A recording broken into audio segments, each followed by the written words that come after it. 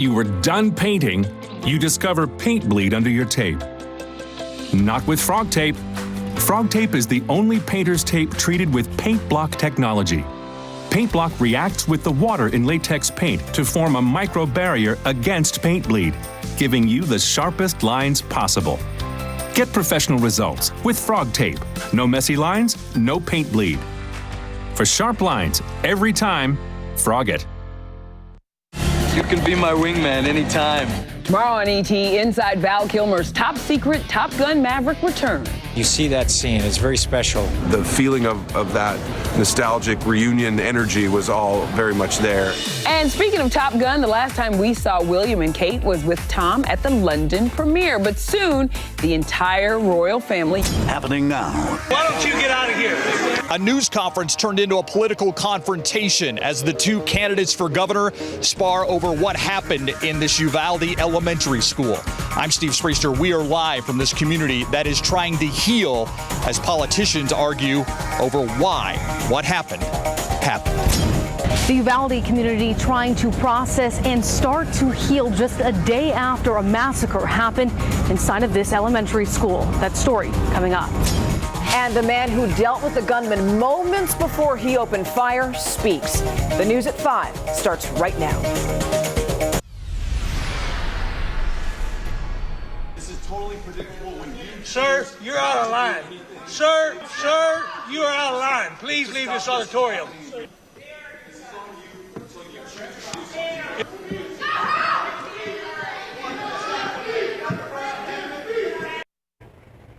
First at 5. These are their faces.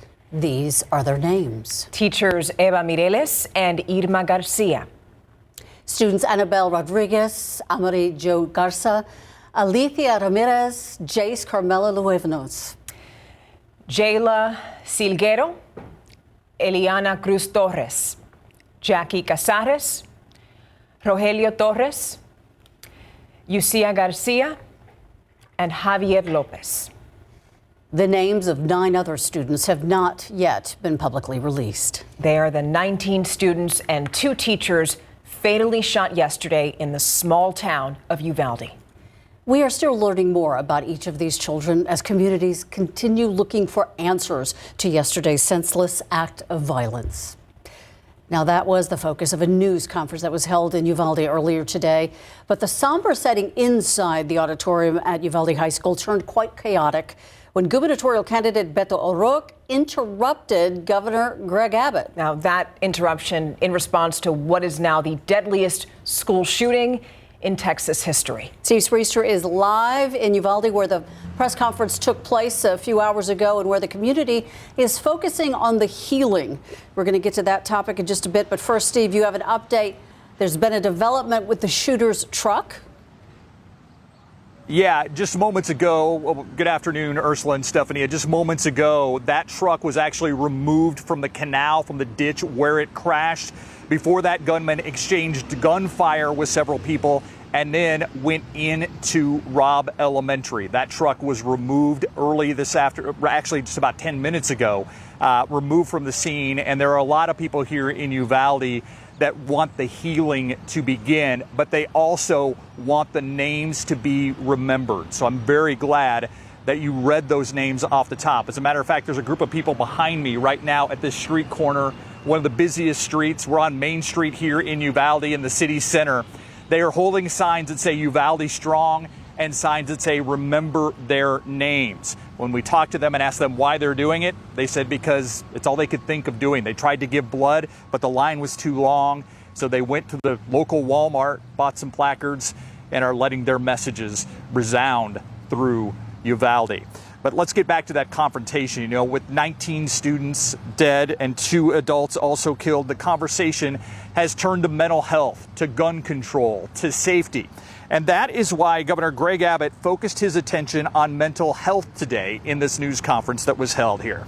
In a press conference from the Uvalde High School auditorium, the governor says he spoke with residents and both the Uvalde County Sheriff and the mayor, who told him the community has an issue with mental illness and the resources to combat it.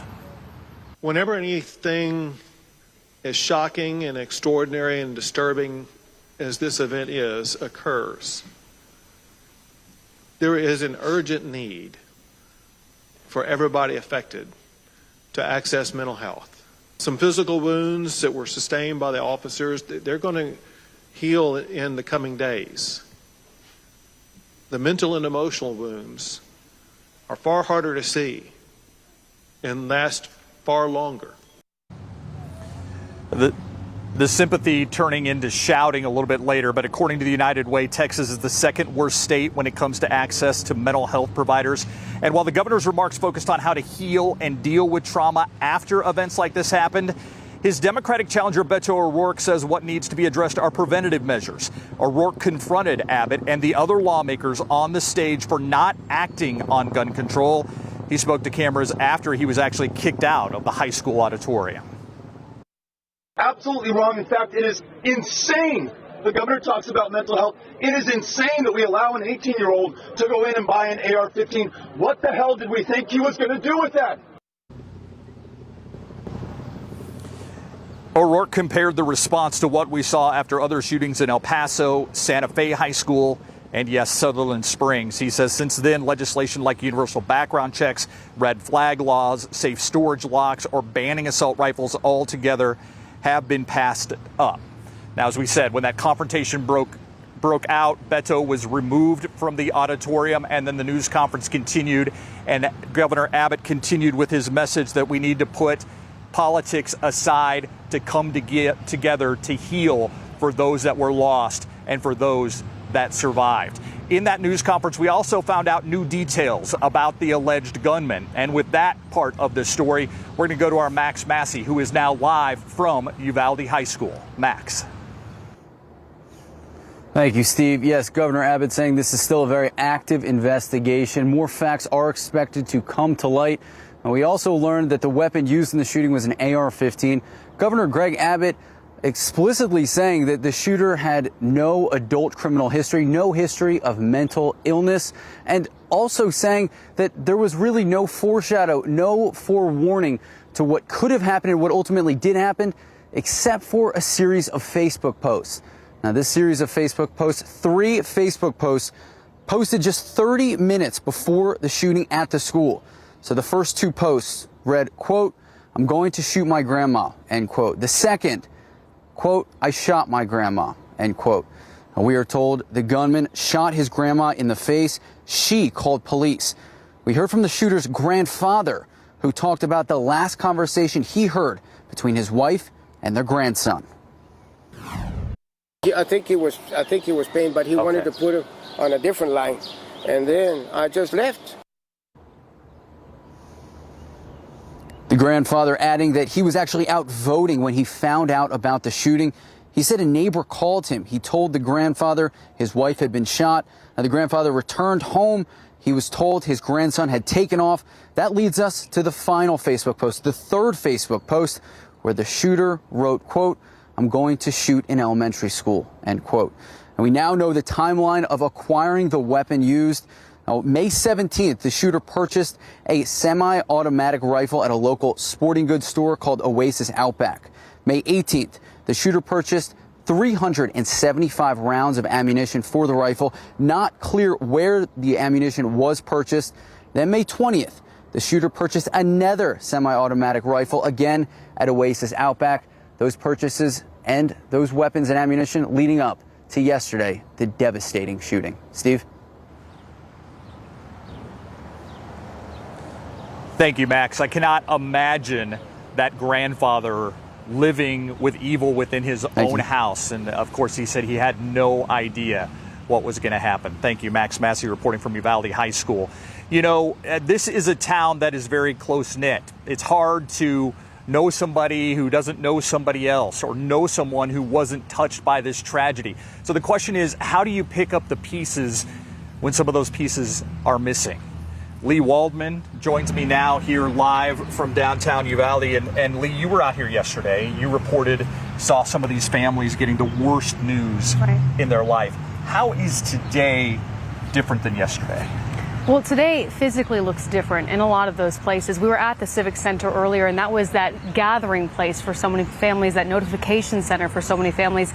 Now there's several food trucks outside. It's a place where grief counselors are. There's therapy dogs there. It's a place where people can go and just take a break and touch their neighbor and say it's going to be okay. Also outside of the elementary school, we were there just about an hour ago. There's flowers on those signs. There's balloons leading up into the school as well for each of the children that were shot and killed, and also for those 2 teachers. There's a constant stream of flowers being laid on top of that school sign, and it's a beautiful sight to see.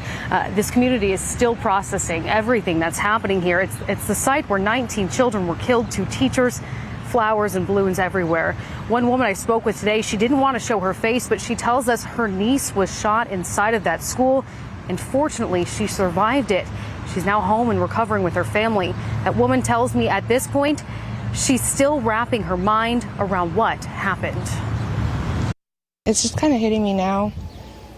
I just kind of compartmentalized the last 24 hours, so it's just hard being this close right now.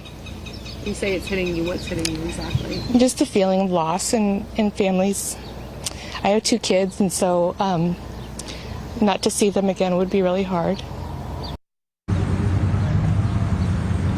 There was a sign I saw at Robb Elementary, and it's a sign that had been there before this tragedy had happened, and I want to tell you what it says. It says, Robb Elementary, together we rise.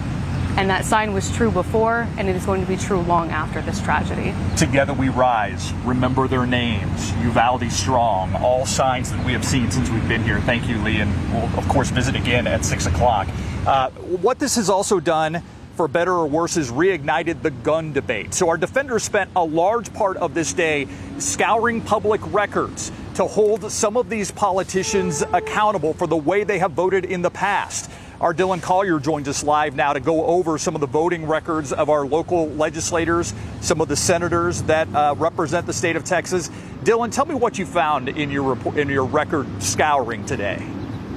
Well, Steve, the controversial passage of constitutional carry comes to mind, but it was just one of dozens of firearm-related bills signed into law by Governor Greg Abbott last year. We took a closer look at whether some members of our local delegation voted yay or nay on these key measures. First up, Senate Bill 162, the so-called lie and try bill. This made it a felony in Texas for would-be gun buyers to lie on federal background checks. The bill had strong bipartisan support in Austin. The only no from our area came from Hill Country Republican State Representative Kyle Biederman. Biederman, who was videotaped near the steps of the U.S. Capitol during last year's insurrection, did not seek re-election. Senate Bill 313, which exempts firearm safety equipment from state sales tax, garnered even greater support, as we couldn't find a single elected state official from San Antonio and the surrounding counties who voted against it. House Bill 1927, known as constitutional carry, allows Texas residents to carry a handgun in public without a license, unless they're prohibited by state or federal law from possessing a firearm. Area elected leaders were split on this vote.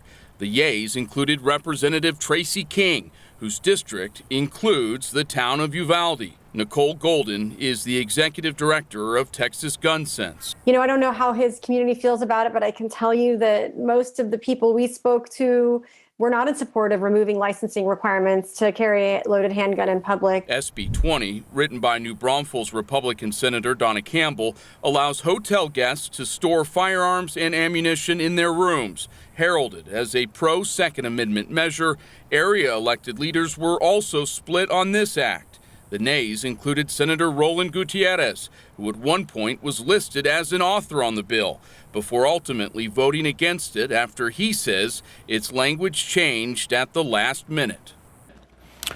In San Antonio, State Representative Steve Allison voted yes on all of those bills that you just saw. He sent his thoughts and prayers to the Uvalde community on Twitter yesterday and then canceled a scheduled appearance last night at a fundraiser. Steve, back to you. Thank you, Dylan. And as we wrap up the 5 o'clock live shot here from downtown Uvalde, a lot of people have visited with us, and we're going to bring you more of their stories coming up at 6 o'clock. But to give you a sense of what kind of town Uvalde is, Just minutes ago, a woman had baked cinnamon rolls, walked by us and was offering the media and some of the people that were out here with these signs that say, remember their names, cinnamon rolls that she brought from home. This is small town Texas, and they are hurting, but they're also trying to heal. Live from downtown Uvalde, Steve Spriester, KSAT 12 News. Back to you guys in the studio. They're also united. Thank you, Steve. Yeah, very sweet city. Now, meantime, there are multiple crime scenes leading up to the mass shooting at Robb Elementary yesterday morning. They're all being investigated now. They include the grandmother's home, the crash scene, and the school itself. Now, one man says that he dealt with the gunman moments before he opened fire at the school, and he's speaking to us. He says that he has no idea as to what was about to happen. Alicia Barrera shares the moments that Albert Vargas knew something was going wrong. Man, it happened so quick. Like many, Albert Vargas is still trying to make sense of the bloodshed in his community of Uvalde. It keeps repeating in my mind, you know, like last night I stayed up real late and I'm saying, man, what could I have done different? Vargas says he had a face-to-face encounter with the suspect just minutes before a lone gunman entered Robb Elementary. I ran down there thinking that the guy needed help because we heard the wreck. However, the gunman didn't want any help. Authorities say he had shot his grandmother in the face moments before and then stole his grandfather's vehicle. Came out with an automatic weapon, shot at least twice, maybe 3 times at them, and then that's when he spotted me, and boy, I was already in motion to run, and that's when he, bam, bam. But it's the aftermath that has Vargas feeling guilty. I carry a pistol in my truck. I took it out 2 days ago. And if I would have had it there, I could have laid him down. Because no cops were there at that time. Alicia Barrera, KSAT 12 News. An incredible close encounter. We have more continuing coverage coming up. We'll be right back.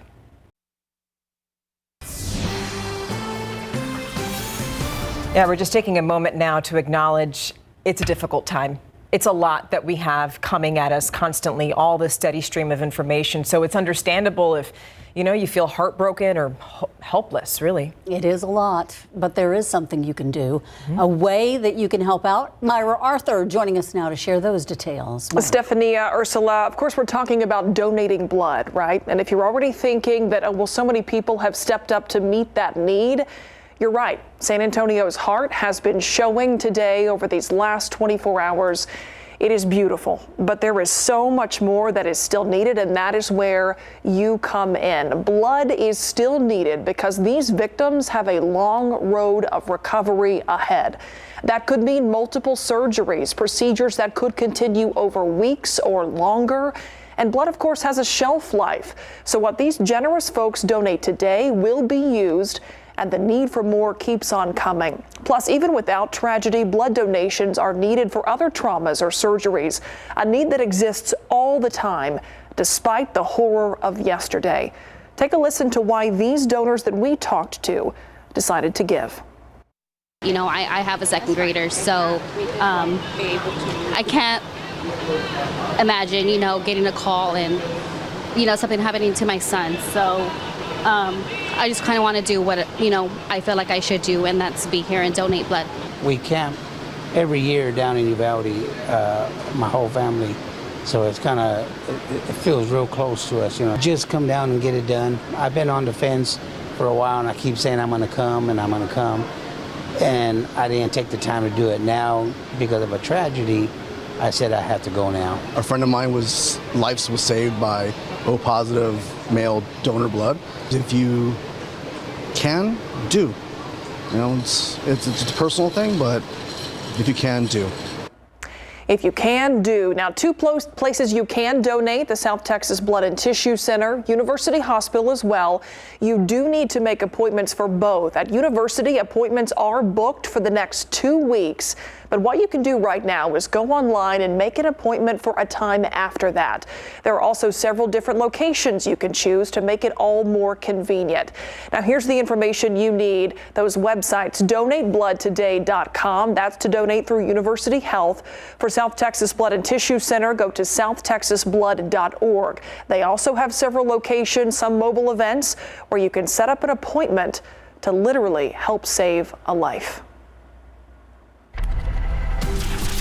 Here's a live look with our live cam. Nothing but baby blue skies over the Alamo City and very good visibility as well. We got rid of the humidity and some of that gunk that was in the air. Let's actually take a look at our almanac because we were below average for a change. 63 this morning, then a high temperature of 86.